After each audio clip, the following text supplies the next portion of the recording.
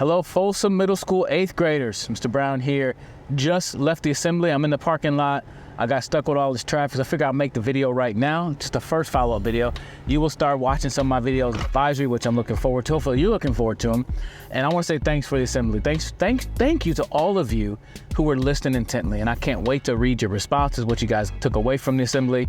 And I really hope that anything that I said today could be a seed that can be watered, or maybe I'm watering a seed that's been planted. Because sometimes the stuff I say, your parents already said, teachers already saying, and I just want to continue to help. And there's a lot we talked about, and I would love to know what are some of the things you walked away with, and maybe have a discussion about that. But something I did in your class that I didn't do it, or your assembly, that I didn't do anybody else's assembly, I talked about I can do hard things. Showed the story of Ezra. I would love for you guys to have space. Take some time to talk about that idea. Did you feel sorry for Ezra? What did you think about when I said he feels sorry for you? The reality is we have so many opportunities, and I don't want you to waste those opportunities being silly, being goofy. I want you to enjoy being a kid. Yes, be a kid. But when it comes to your work and comes to what you're doing, put your best foot forward and stop being lazy, because you're only gonna have regrets. I really want you to get that, because it is your life. At the end of the day, nobody can live your life for you. Nobody but you can live your life. And so really consider the things that I said, and what does it mean for you to do hard things? What things in your life right now that are hard that you kind of run away from?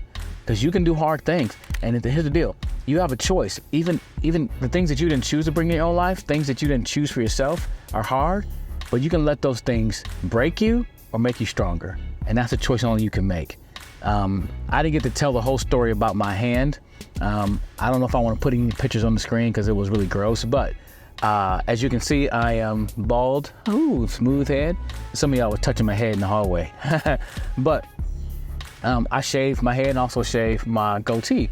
But for the goatee, I shaved it really close with a straight razor. You've never seen a straight razor? It's the razor that is just a blade, basically, and you just go like this, right? Well, I've been doing it for years. I know how to handle them. I've never been hurt before with a couple little scrapes every once in a while when it's very sharp. But for some reason, on this particular day, I think it was August 8th, I decided to switch the blade a different way than I ever did before. I decided to take the blade and put it on the edge of the counter in the bathroom and pull it down.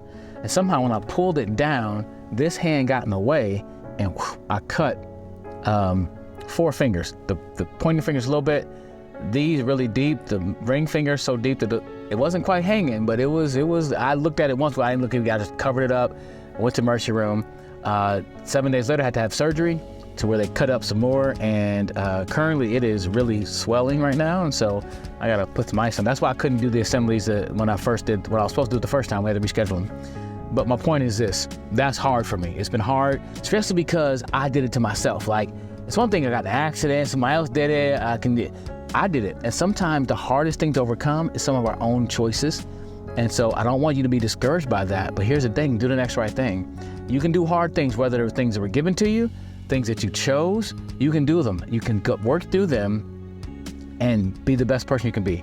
So I want you guys to talk about that in your classroom, and I want to encourage you, whenever you have advisory and you have a discussion, don't be afraid to share your ideas, because your ideas help somebody else. Think about this: what you say could change somebody else's life.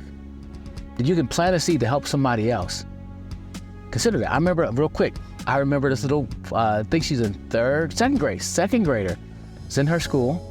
And we did the I can do hard things message. I went to her classroom, we had a discussion in the classroom, and a little girl said to her what that meant was this: we struggle, but we don't give up. I was like, what? You in second grade? You dropping bombs like that, girl? We struggle, but we don't give up. And I love that message. I'm gonna make a series about that idea. We struggle, but we don't give up. And so don't be afraid to share your ideas, because your ideas help somebody else. So, and that in itself, to share ideas, is a choice. When you make better choices, you will live a better life. So choose well. And thanks again, 8th graders. Hope to see you maybe at the high school. Who knows? Oh yeah. Peace.